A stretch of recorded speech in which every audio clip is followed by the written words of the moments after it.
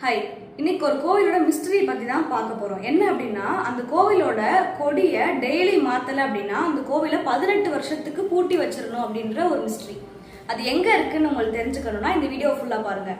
அது எங்க இருக்கு அப்படின்னா, ஒடிஷால இருக்கிற பூரி அப்படின்ற டிஸ்ட்ரிக்ட்ல இருக்கிற ஜெகநாத பெருமாளோட கோவில்ல தான் இந்த மிஸ்டரி இன்னைக்கும் நடந்துட்டு இருக்கு.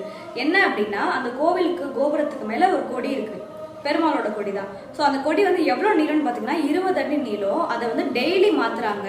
அது எவ்வளோ ஹைட்ல இருக்குன்னு பார்த்தோம்னா 200 அடி ஹைட்ல இருக்கு. ஒரு பிரியஸ்ட், அதாவது ஒரு அங்கே இருக்கிற பூஜாரி என்ன பண்றாருன்னா, டெய்லி வெறும் காலில் அந்த 200 அடி கோபுரத்தை மேலே ஏறி அந்த கொடியை டெய்லி மாத்துறாங்க.